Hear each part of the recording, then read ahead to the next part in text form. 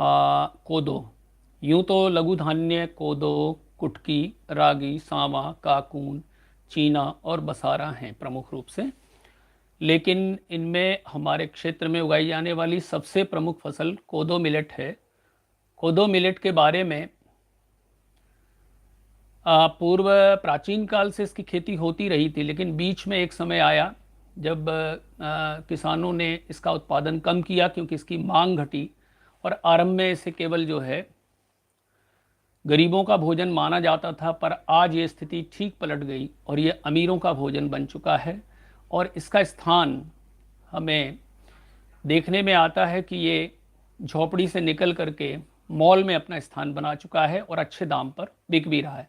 ऐसे में किसान भाइयों को अच्छे तकनीकी के साथ, उन्नत कृषि तकनीकी के साथ कोदो की अधिकतम पैदावार लेने के लिए एक उन्नत कृषि कार्यमाला अपनानी चाहिए, ताकि वो कम लागत में ज़्यादा से ज़्यादा मुनाफा कमा सकें। तो कोदो की खेती आदिवासी गरीब तबके के लोगों द्वारा मैदानी और पठारी भागों की कम उपजाऊ भूमि पर की जा सकती है, किसी भी खेत में की जा सकती है, पर जिनकी फर्टिलिटी लेवल थोड़ा कम है वहाँ भी कोदो आसानी से उगाया जा सकता है। और इसका उपयोग स्वयं के लिए पारंपरिक व्यंजनों के साथ साथ इसका मार्केटिंग भी किया जा सकता है और अच्छा मुनाफा कमाया जा सकता है, क्योंकि इसकी पोषकता और औषधीय गुण अन्य धान्य फसलों की तुलना में अपेक्षाकृत अधिक है। और ये लाइफ स्टाइल डिजीज़ेज जो आजकल की हैं, जिनमें प्रमुख रूप से डायबिटीज़ या मधुमेह है और ब्लड प्रेशर है, ओबेसिटी है, इत्यादि चीज़ों से हमें सुरक्षित रखने में बहुत मदद करता है। दूसरी इसकी विशेषता ये है, यही कारण है कि इसे न्यूट्रास्यूटिकल के नाम से भी जाना जाता है। कोदों को काफ़ी लंबे समय तक सुरक्षित रखा जा सकता है और इसके द्वारा हम कुपोषण की समस्या पर काफ़ी हद तक कर सकते हैं। तो इसके लिए ज़मीन की तैयारी जो है वो भी कोई विशेष बहुत बड़ी बात नहीं है। कोदो की खेती के लिए मुख्यतः ये निर्भर करता है कि कैसी ज़मीन है, ये बहुत अधिक अनिवार्य नहीं है। फिर भी अगर थोड़ा बहुत ढाल हो, ककरीली ज़मीन हो तो ज़्यादा अच्छा रहता है। यही कारण है कि ये रीवा, डिंडोरी इत्यादि क्षेत्रों में बहुत अच्छे तरीके से उगाया जा सकता है। खेती की तैयारी भूमि के प्रकार पर तो निर्भर करती है, पर जुताई की समस्या इसमें ज़्यादा नहीं है और 1 से 2 गहरी जुताई और 1 हल्की जुताई करके खेत को तैयार कर सकते हैं। इतना तो हमारे सभी किसान भाई जानते हैं कि जुताई ढलान के विपरीत दिशा में करने से भूमि क्षरण कम होगा, जल धारण क्षमता में वृद्धि होगी, खरपतवार, कीटनाशक वगैरह इत्यादि हमें कम उपयोग करने पड़ेंगे, खरपतवार नाशी भी कम इस्तेमाल में लाना पड़ेगा। अब जो बात आती है कि हम कोदो को किस प्रकार से ज़्यादा से ज़्यादा उत्पादन प्राप्त करें, तो जैसा मैंने बताया कि थोड़ी बहुत हल्की और पथरीली भूमि हो, उसमें मध्यम पकने वाली जो हमारी किस्में हैं उनका उपयोग कतार में करने से छटकवा की अपेक्षा ज़्यादा अच्छा होता है। कतार में बोनी के लिए कतार से कतार की दूरी लगभग 22.5 सेंटीमीटर और पौधे से पौधा लगभग 7 सेंटीमीटर की दूरी पर उगाया जा सकता है। और इसके लिए बीज दर जो है वो 10 किलोग्राम प्रति हेक्टेयर, यानी लगभग 2 से 2.5 किलोग्राम प्रति एकड़ उपयोग किया जा सकता है। उत्पादन में वृद्धि के लिए समय से बुआई एक महत्वपूर्ण निवेश है। तो इसके लिए किसान भाई क्या करें कि इसको सबसे पहले हमें जब बोना है तो आरंभ में एक बार पानी बरस जाए, खरीफ की प्रमुख फसल है ये, तो पानी बरस जाए तो जो खरपतवार हैं उनको आने दीजिए, और जो कहते हैं ना गाँव पहला जमना जम आए, उसके बाद उसको अच्छी जुताई करके नष्ट कर दीजिए। या मान लीजिए खरपतवारों को आपको पूरी तरह नष्ट करना है तो आप इसमें किसी प्रकार का जो स्थानीय पैराकॉट नाम का जो मतलब शाकनाशी है, शाकनाशी कहना चाहिए, उसका उपयोग करें, उसका छिड़काव खेत में कर दें। और जब खरपतवार पूरी तरह नष्ट हो जाएं, दूसरे दिन उसकी जुताई करके और फिर आप सीधे बोनी करेंगे तो आपको खरपतवार प्रबंधन में परेशानी नहीं आएगी, क्योंकि इसमें खड़ी फसल में खरपतवार डालना संभव नहीं होता है। अभी उसके लिए विशिष्ट खरपतवार नहीं जाना जा सका है और इस पर अनुसंधान बराबर जारी है। लेकिन बीजोपचार हमें अवश्य करना चाहिए, सभी जिन्स में करना चाहिए तो इसमें भी करना चाहिए। उन्नतशील प्रजातियां हैं, JK41 है, JK62 है, 4 है और JK76 है ना, 100 जवाहर कोदो 439 भी है ना। और जो लेटेस्ट वैरायटी हैं है ना, उनका भी हम उपयोग इसमें कर सकते हैं। ठीक है, जवाहर कोदो 106 है, जवाहर कोदो 13 है, ये अधिकांश वो प्रजातियां हैं जो जवाहरलाल नेहरू कृषि विश्वविद्यालय के कृषि महाविद्यालय अखिल भारतीय समन्वित लघु धान्य वर्तमान में वॉलेंट्री सेंटर के द्वारा या कि फिर आंचलिक कृषि अनुसंधान क्षेत्र डिंडोरी द्वारा विकसित की गई हैं और ये सभी किस्में इसमें उपयोग की जा सकती हैं, जिसका बीज आपको आसानी से उपलब्ध हो जाए।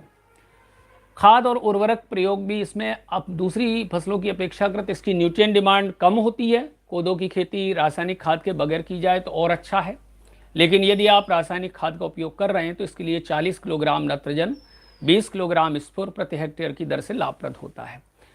चाहें तो जैसा अन्य फसलों में करते हैं कि नत्रजन की आधी मात्रा बुआई के समय और शेष आधी मात्रा पहली बोनी के समय आप इसमें उपयोग कर सकते हैं, सार्थक वृद्धि होगी। और यदि जो किसान भाई जैविक विधि से करना चाहते हैं वो गोबर की खाद पहले वर्ष 5 से लगभग 7.5 टन प्रति हेक्टर का उपयोग करके उपज पूरी प्राप्त कर सकते हैं।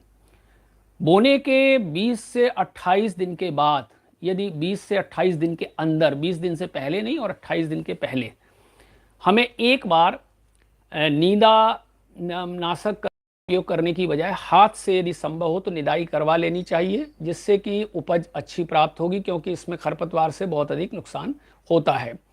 अब रहा सवाल कि हम इसको कब बोएं, तो आप याद रखिएगा कि इसकी बोनी जो है जून के अंतिम सप्ताह से जुलाई के पहले सप्ताह 10 जुलाई तक की जा सकती है और उससे हमें ज़्यादा मुनाफा प्राप्त होता है। तो हम अच्छी उन्नतशील प्रजाति का उपयोग करें, बीजोपचार करें, बोनी के समय का नियंत्रण करें और बोने से पूर्व खेत को खरपतवार से मुक्त कर लें तो हम इसकी ज़्यादा पैदावार प्राप्त कर सकते हैं। और इसमें विशिष्ट प्रकार के बहुत ज़्यादा अपने क्षेत्र में रोग नहीं आते हैं, इसलिए रोग प्रबंधन कीट प्रबंधन में खर्चा कम होता है। अंतःशस्य क्रियाओं में केवल एक नीदानाशी का उपयोग, एक बार निदाई का उपयोग पर्याप्त होता है। और रहा सवाल कौन सी फसल पद्धति अपनाएं, तो कोदो की एकल फसल तो ले ही सकते हैं, परंतु साथ में यदि अंतर्वर्ती फसल जो है लें तो ज़्यादा मुनाफा देती है बनस्पत जो है मिश्रित खेती के। तो कोदो की 2 कतार के साथ अरहर या कोई भी दूसरी दलहनी फसल, सोयाबीन है, मूंग है या उड़द की एक कतार बोई जा सकती है। और मध्य प्रदेश के ककरीली क्षेत्रों के लिए और दूसरे उसके लिए सोयाबीन कोदो रामतिल और रामतिल कोदो है, इन चीज़ों का फसल चक्र अपनाना ज़्यादा अच्छा होता है। इसमें विशिष्ट प्रकार के रोग प्रबंधन की आवश्यकता नहीं होती है, परंतु फिर भी हमारे किसान भाई जान लें कि कौन कौन से रोग इसमें संभावित हैं और उनका किस प्रकार से नियंत्रण वो कर सकते हैं। तो देखिएगा, कोदो में अन्य फसलों की तुलना में रोग कम होते हैं, ये बात बिल्कुल तय है। फिर भी इसमें जो है एक रोग होता है जो मुंडक कंडवा के नाम से जाना जाता है, जो फफूंद जनित रोग है। इसमें क्या लक्षण होते हैं, बालियाँ निकलने के बाद ये रोग आता है और ये बीज जनित होता है। इसमें बालियाँ काले रंग के कंडपुंज में बदल जाती हैं। अब ये काले रंग का कंडपुंज आप दूसरी फसलों में देख चुके हैं और एक सफ़ेद भूरी झिल्ली द्वारा ये ढके रहते हैं।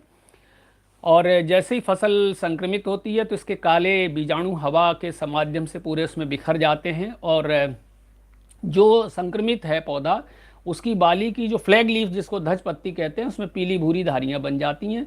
इसका नियंत्रण बहुत आसान है। अगर थोड़ी मात्रा में है तो कंडवा ग्रसित बालियों और पौधों को उखाड़ करके सावधानी पूर्वक पॉलीथीन वगैरह जिससे उसके जीवाणु बिखरने न पाएँ उसे नष्ट करें।